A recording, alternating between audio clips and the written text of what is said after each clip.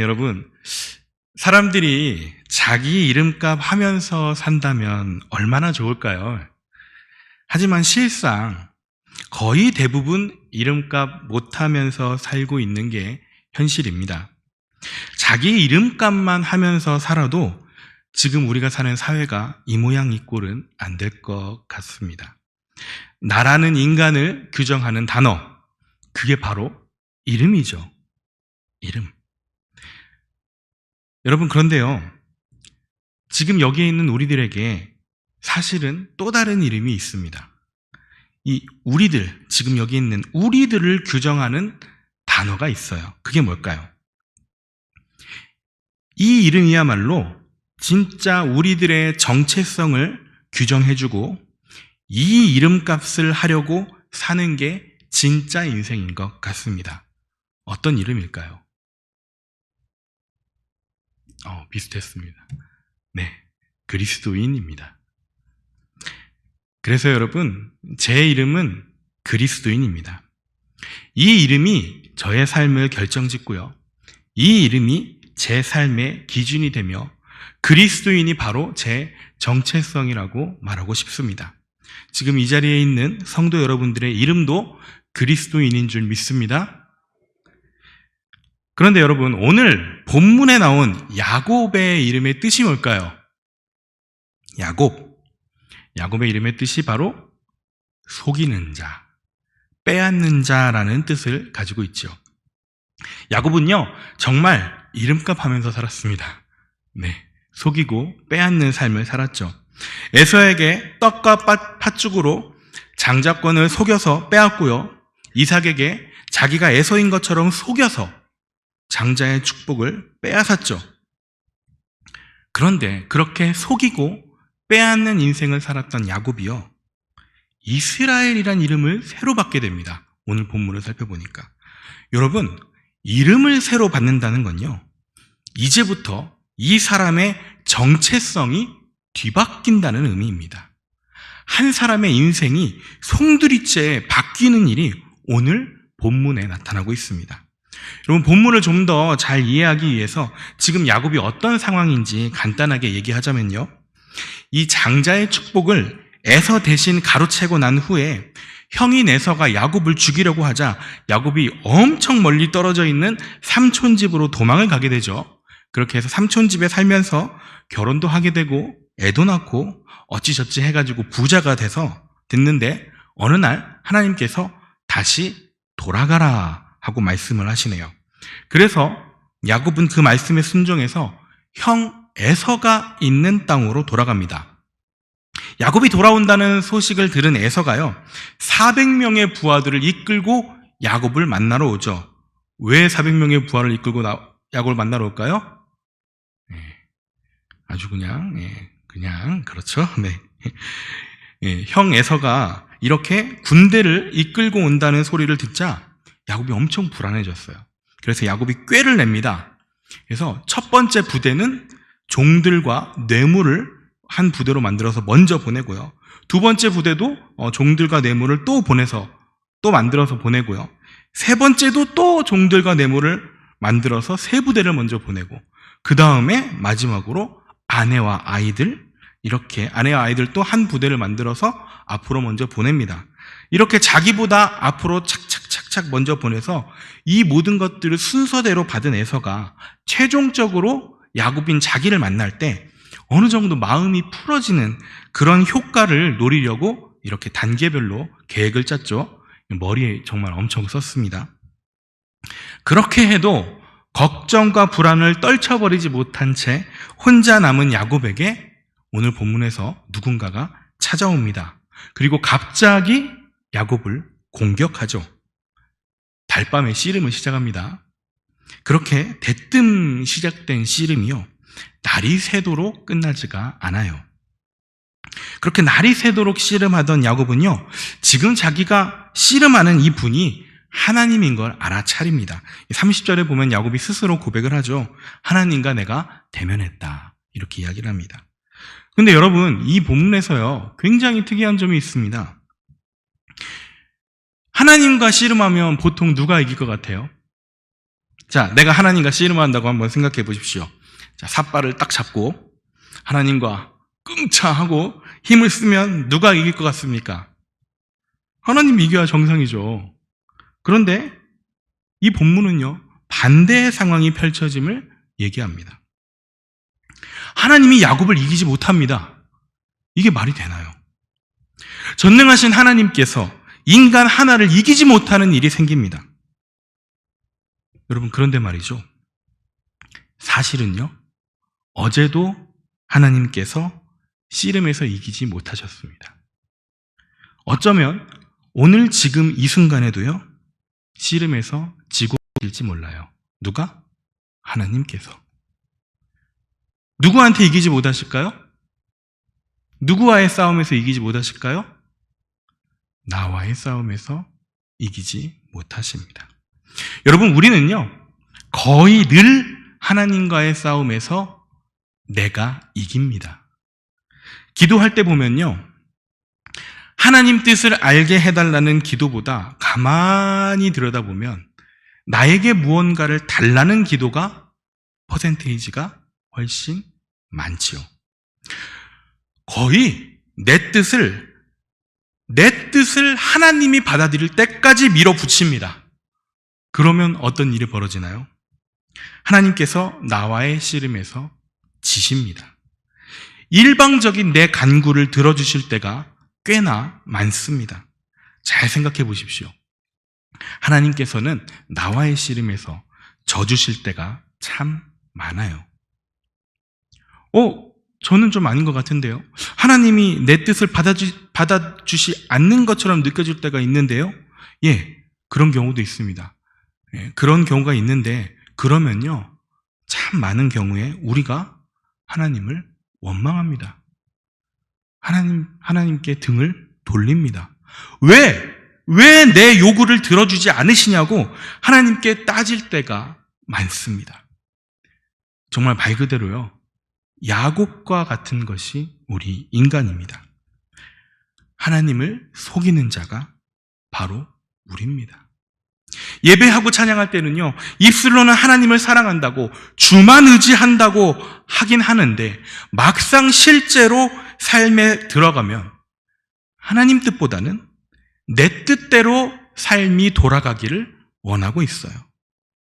하나님은 계속해서 말씀을 통해 하나님이 나를 의지하고 하나님이 나를 신뢰하면서 말씀대로 살아가라고 하시지만요, 솔직히 말해 우리는 말씀대로 살 엄두가 나지 않습니다. 말씀대로 사는 삶이 뭔지 생각도 잘 나지 않을 때가 많고요, 생각이 난다 하더라도 순종할 엄두가 들지 않을 때가 많습니다. 여러분, 말씀대로 사는 삶이 구체적으로 무엇을 말하는 것인지 성경에서 한 문장으로 압축해서 놓은 구절이 있는데요, 바로 갈라디아서 5장 14절의 말씀입니다. 우리 한 목소리로 읽어볼까요? 시작. 온 율법은 내 이웃 사랑하기를 내 자신같이 하라 하신 한 말씀에서 이루어졌나니. 여러분, 말씀대로 사는 삶, 이 말씀을 한 구절로 압축하자면요, 이웃 사랑이라고 말할 수 있어요. 하나님 사랑은 어디 갔냐고요? 여러분, 하나님을 사랑하지 않고서 이웃을 내 몸과 같이 사랑할 수가 없습니다.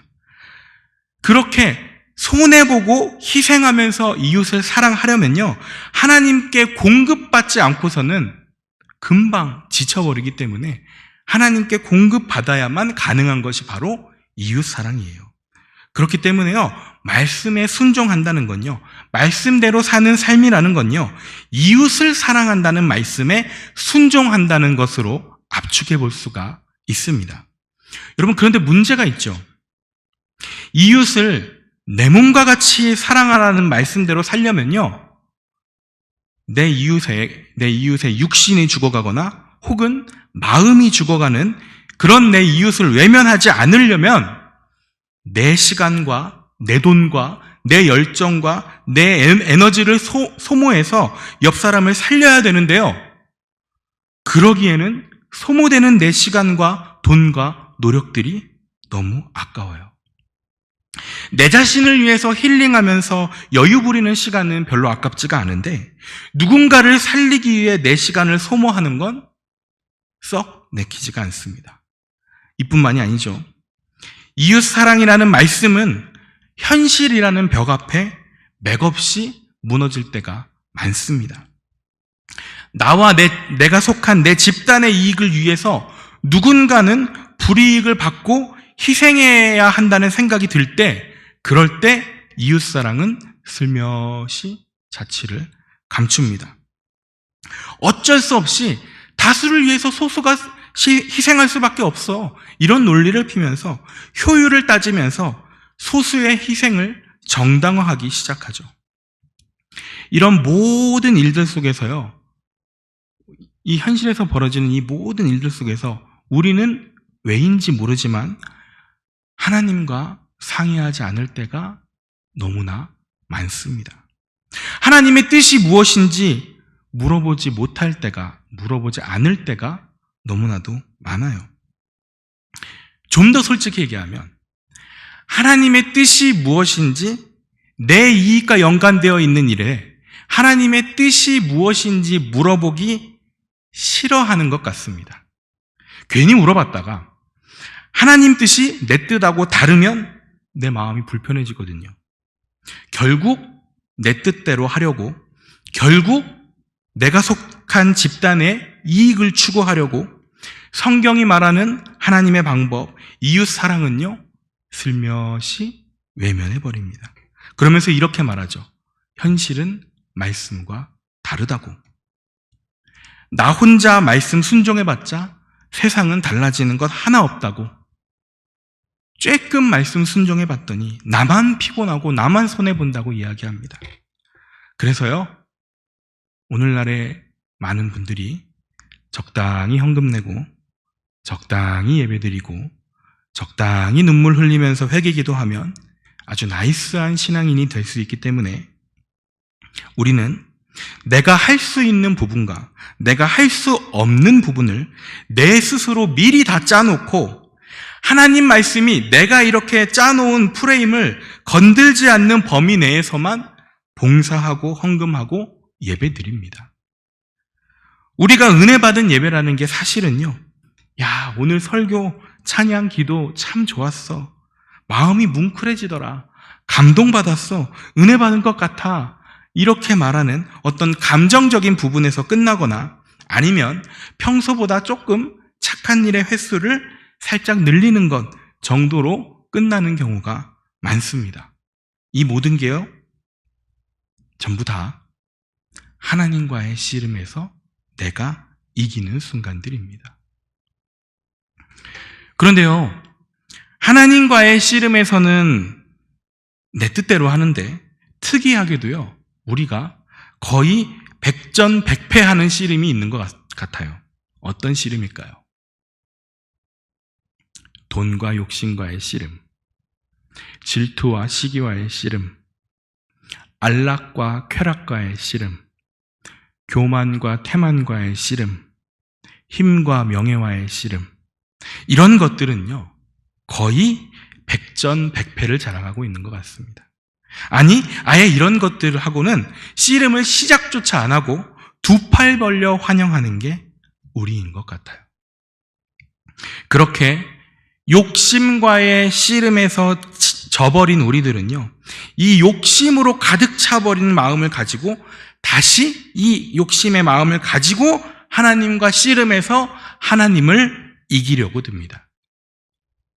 내 생각대로, 내 고집대로, 내가 생각하기에 좋은 것들을 달라고, 내가 원하는 것을 이뤄달라는 욕심을 가지고 하나님과 씨름하고 있어요.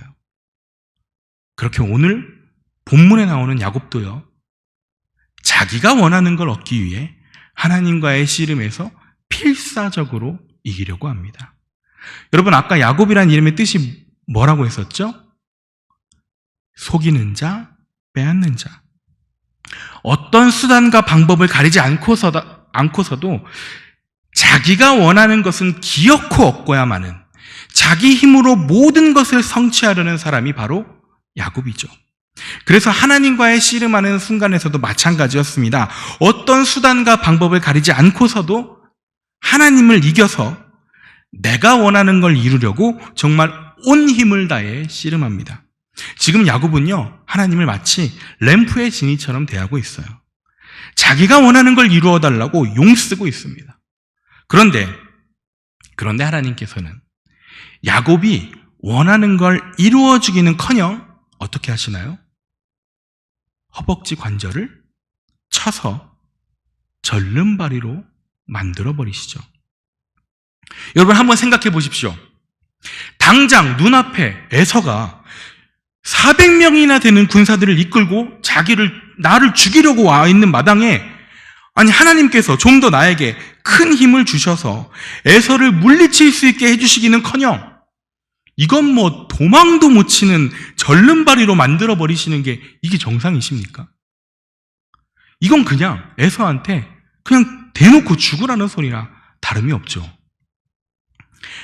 이렇게 하나님께서 야곱을 절름발이로 만드시고 그냥 떠나시려고 해요. 그러자 야곱이 정말 당황해서 필사적으로 하나님께 매달립니다. 이대로는 못 가십니다. 저를 좀 축복해 주세요. 저 좀 살려주세요. 갈급한 마음으로, 나 좀 살려달라는 마음으로 하나님께 매달립니다. 그러자 하나님께서 물어보시죠. 네 이름이 무엇이냐? 여러분, 지금 이 질문은요, 그냥 너 이름 뭐야? What's your name? 이 정도의 질문이 아니에요. 이름은 그 사람의 정체성을 의미한다고 말씀드렸죠. 한마디로 하나님께서 지금 물어보신 이 질문은요, 너는 어떤 사람이냐? 네가 지금 어떤 사람인지 알고 있느냐? 이걸 물어보신 겁니다. 그러자 상대방이 하나님이면 어느 정도 직감하고 있는 야곱은요, 아마도 성경 구절에는 안 나왔지만요, 아마도 고개를 푹 떨구면서 이렇게 대답했을 것 같아요. 저는 야곱, 지금까지 인생을 속이고 빼앗으며 살았던 자입니다. 이렇게 대답합니다. 그렇게 자기 자신을 하나님 앞에 진실되게 고백하자 절름발이가 돼서 도망도 못 치고 꼼짝없이 에서한테 죽게 될 상황이 앞에서 전적으로 하나님을 의지할 수밖에 없어서 절박한 심정으로, 갈급한 심정으로 하나님께 매달리게 되자 그때 하나님이 야곱의 정체성을 바꿔버리십니다. 우리 28절을 한번 다 같이 읽어보겠습니다. 28절 시작. 그가 이르되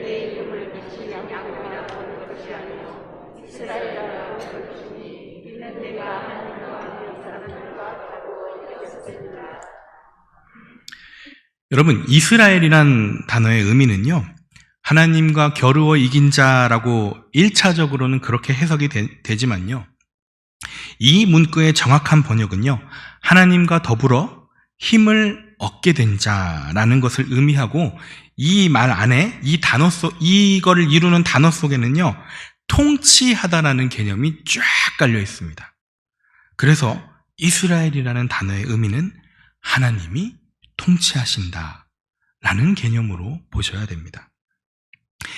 이스라엘이라는 새로운 이름을 받게 된 야곱.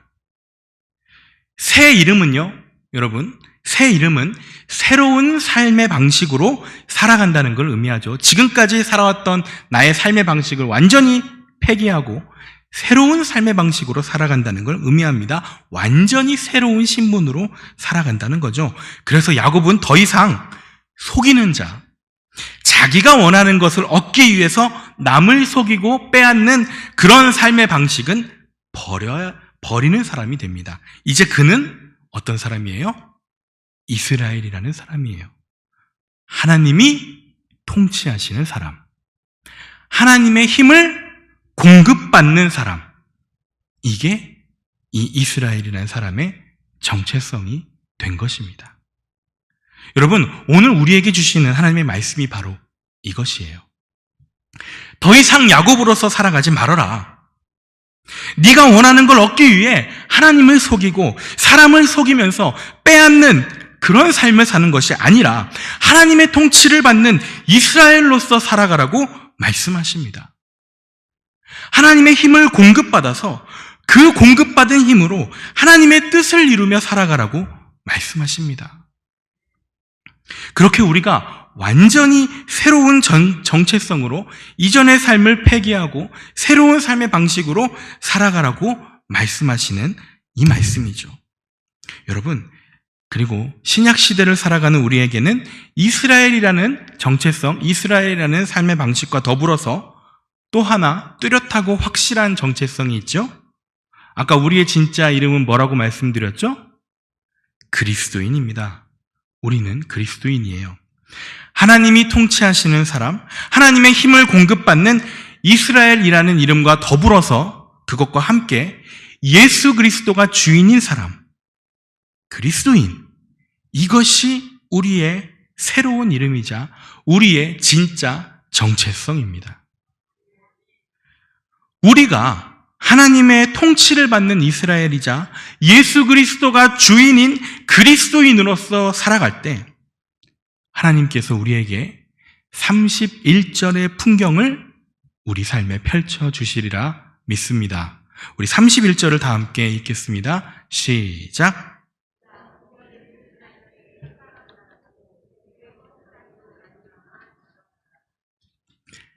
여러분 31절의 풍경을 머릿속에 한번 그려보십시오. 쩔뚝쩔뚝 걷는 야곱의 머리 위로 날이 밝아오고 있어요. 해가 솟아오르면서 어둠을 뚫고 빛이 비추고 있습니다.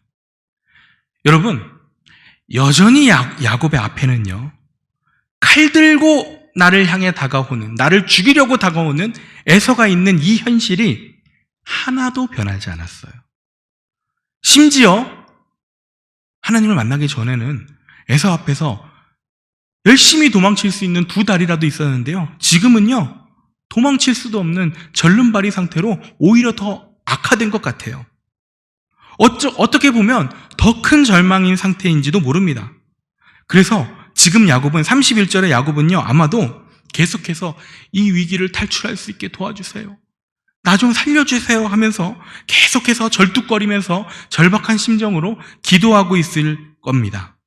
그런데요, 여러분, 그렇게 간절하게 기도하고 있는 이 현실의 야곱의 머리 위로 아침 해가 솟아오르며 어둠 속에서 빛이 비춰지고 있는 풍경이 그려지고 있는 거예요.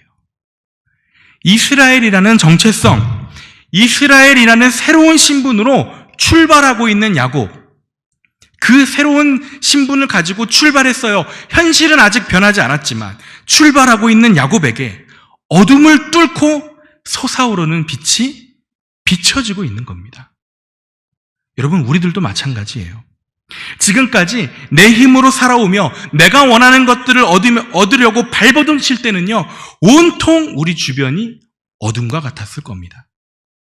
온갖 걱정과 염려와 근심이 나를 짓누르고 내가 이 위기를 탈출하기 위해서 이런 방법을 써야 할지 저런 방법을 써야 할지 도대체 어떻게 해야 할지 고민하며 잠 못 이루는 그런 야곱과도 같은 인생이 우리 인생이었을지 몰라요.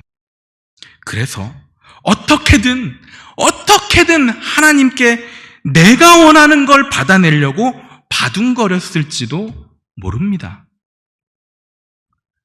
여러분, 그런데요, 이제 우리의 정체성을 바꿀 시간이 왔어요. 하나님에게서 이스라엘이라는 새 이름을 받은 야곱처럼요, 우리들도 그리스도인이라는 새 이름을 받아야 할 때입니다. 이제 하나님과의 씨름에서 내가 이기려고 발버둥 치는 걸 멈춰 주십시오. 기도의 방향을 바꿔 주십시오. 하나님께서 저에게 말씀하시고자 하는 것이 무엇입니까? 제가 이스라엘이 되기 원합니다. 하나님이 통치하시는 사람, 하나님께 힘을 공급받는 사람이 되기를 원합니다. 제가 그리스도인이 되기를 원합니다. 예수 그리스도가 주인인 사람이 되기를 원합니다. 그렇게 진정으로 내 삶에 하나님의 통치를 받아들일 때 이제부터 내 삶의 정체성이 이스라엘로 바뀌게 되고 그리스도인이 되는 바로 그때, 그렇게 기도하고 있는 바로 그때도 여전히 내 눈앞의 현실은 아직은 바뀌지 않았을 거예요. 그렇지만 그때서야 비로소 솟아오르는 한 줄기 빛을 볼 수 있을 겁니다. 그리스도인이라는 새로운 이름을 가지고 절뚝거리면서 나아갈 때요, 어둡기만 한 우리의 인생에 찬란한 아침해와 같은 빛이 우리 가운데 비춰질 줄 믿습니다. 사랑하는 산도교회 성도 여러분, 하나님께서는요, 우리에게 빛을 비춰주기 원하십니다. 하나님과 함께하는 삶의 끝은요, 찬란하게 빛나는 햇살과도 같습니다. 그러니요, 눈앞의 현실이 아무리 우리를 고통스럽고 절망하게 만들지라도요, 때로는 하나님께서 우리를 절룩거리게 만드는 것 같을지라도요, 여러분 꼭 기억해 주십시오. 그리스도인인 우리들의 삶은 반드시 해가 돋는 삶입니다. 그러므로 여러분, 끝까지 하나님을 신뢰해 주십시오. 우리의 유일한 소망이신 하나님께 더욱더 가까이 나아가십시오. 주께 더 나가기 원합니다. 여러분, 내 뜻이 하나님의 뜻이 되도록 밀어붙이는 건요, 이제 그만. 하나님의 뜻이 내 뜻이 되도록 간절히 기도해 주십시오.